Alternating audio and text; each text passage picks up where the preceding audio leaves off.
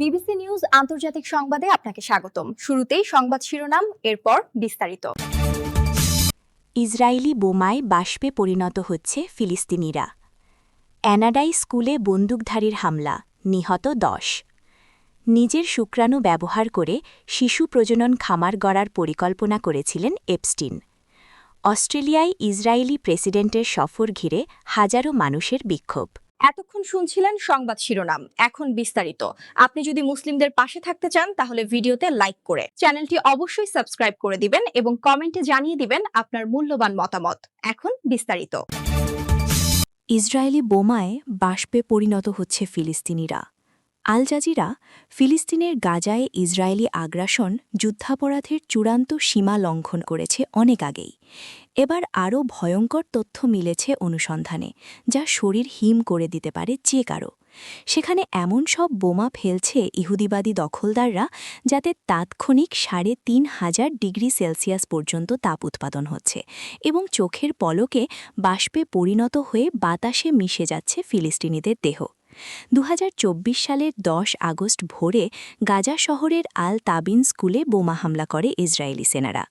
প্রচণ্ড ধোঁয়া আচ্ছন্ন ধ্বংসস্তূপের মধ্য দিয়ে ছেলে সাদের সন্ধানে হাঁটছিলেন ইয়াসমিন মাহানি। তিনি তার স্বামীকে চিৎকার করতে দেখেন, কিন্তু সাদের কোনো চিহ্ন ছিল না। মাহানি বলেন, আমি মসজিদের ভেতরে গেলাম এবং নিজেকে রক্ত ও মাংসের ওপর পা রাখতে দেখলাম। তিনি দিনের পর দিন হাসপাতাল ও মর্গে খুঁজেছেন। তিনি বলেন, আমরা সাদের কিছুই পাইনি, এমনকি দাফন করার জন্য লাশের একটি টুকরাও মেলেনি। সেটাই ছিল সবচেয়ে কষ্টের বিষয়। হাজার হাজার ফিলিস্তিনির মধ্যে মাহানি একজন, যাদের প্রিয়জনরা গাজায় ইসরায়েলের এই আগ্রাসনে স্রেফ অদৃশ্য হয়ে গেছে। এই আগ্রাসনে এখন পর্যন্ত ৭২ সহস্রাধিক মানুষ নিহত হয়েছে। অ্যারাবিকের তদন্তমূলক প্রতিবেদন the rest of the story অনুসারে ২০২৩ সালের অক্টোবরে আগ্রাসন শুরু হওয়ার পর থেকে গাজার সিভিল ডিফেন্স টিম ২৮৪২ ফিলিস্তিনিকে নথিভুক্ত করেছে, যারা বাষ্পীভূত বা মিলিয়ে গেছে। তাদের রক্ত বা মাংসের ক্ষুদ্র অংশ ছাড়া আর কোনো অবশিষ্টাংশ খুঁজে পাওয়া যায়নি। কানাডায় স্কুলে বন্দুকধারীর হামলা, নিহত 10। ব্রিটিশ কলাম্বিয়া প্রদেশের টামলার রিজ শহরের একটি স্কুলে বন্দুকধারী হামলা চালিয়েছে। এতে অন্তত 10 জন নিহত হয়েছেন। এ ঘটনায় আরও অনেকে আহত হয়েছেন। নিহতদের মধ্যে গুলি চালনাকারীও রয়েছে। বুধবার ১১ ফেব্রুয়ারি আল জাজিরার এক প্রতিবেদনে এ তথ্য জানানো হয়েছে। কানাডার royal Canadian mounted police RCMP বিবৃতিতে বলা হয়েছে, টামলার রিচ সেকেন্ডারি স্কুলে বন্দুক হামলা হয়েছে। সন্দেহভাজন বন্দুকধারীকে স্কুলের ভিতরে মৃত অবস্থায় পাওয়া গেছে। ধারণা করা হচ্ছে তিনি নিজে আত্মহত্যা করেছেন। সিবিসি নিউজ সহ অন্যান্য স্রোত জানিয়েছে, স্কুলের ভিতরে 6 জনের মৃতদেহ পাওয়া গেছে। হাসপাতালে নেওয়ার পথে আরও একজন মারা গেছেন। এছাড়া ঘটনার সঙ্গে সম্পর্কিত বলে ধারণা করা একটি বাড়িতে আরও 2 জনের মৃতদেহ উদ্ধার করা হয়েছে। ফলে মোট নিহতের সংখ্যা 10 জনে দাঁড়িয়েছে। পুলিশ জানিয়েছে, 2 জনকে গুরুতর বা প্রাণঘাতী অবস্থায় হেলিকপ্টারে করে হাসপাতালে নেওয়া হয়েছে। স্থানীয় মেডিকেল সেন্টারে প্রায় 25 জনকে বিভিন্ন ধরনের আঘাতের জন্য পরীক্ষা ও চিকিৎসা দেওয়া হচ্ছে। প্রতিবেদনে বলা হয়েছে, হামলার পর সব ছাত্র শিক্ষককে নিরাপদে সরিয়ে নেওয়া হয়েছে। পুলিশ স্কুল কর্তৃপক্ষের সঙ্গে মিলে পরিবারগুলোর সঙ্গে যোগাযোগ করছে। বর্তমানে এলাকায় জারি করা শেল্টার ইন প্লেস আদেশ প্রত্যাহার করা হয়েছে। পুলিশ জানিয়েছে, এখন আর কোনো হুমকি নেই। নিজের শুক্রাণু ব্যবহার করে শিশু প্রজনন খামার গড়ার পরিকল্পনা করেছিলেন এপস্টিন। কুখ্যাত যৌনখোর জেফ্রি এপস্টিনের ফাইল থেকে পর্যায়ক্রমে বেরোচ্ছে অবাক করার মতো তথ্য। তার এসব নথি থেকে চাঞ্চল্যকর তথ্য উঠে এসেছে। যুক্তরাষ্ট্রের বিচার বিভাগ গত 2 মাসে এই কুখ্যাত যৌনখোরের ঘিরে যৌন পাচার সংক্রান্ত তদন্তের লাখ লাখ নথি প্রকাশ করেছে। এ নিয়ে প্রতিনিয়ত বিভিন্ন দেশে তোলপাড় চলছে। এবার কুখ্যাত জেফ্রি এপস্টিনকে নিয়ে চাঞ্চল্যকর প্রতিবেদন প্রকাশ করেছে New York Times. New York টাইমসের রিপোর্টে বলা হয়েছে, জেফ্রি এপস্টিন নিজের শুক্রাণু দিয়ে বহু সন্তানের জন্ম দিতে চেয়েছিলেন।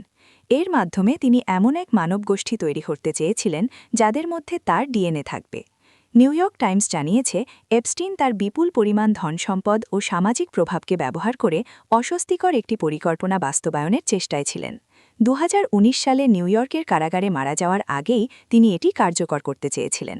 প্রতিবেদনে বলা হয়েছে এই যৌন নিপীড়ক বছরের পর বছর ধরে বিশ্বের বিভিন্ন বিজ্ঞানী ও প্রভাবশালীদের সঙ্গে সাক্ষাৎকালে তার এমন ইচ্ছার কথা প্রকাশ করেছিলেন।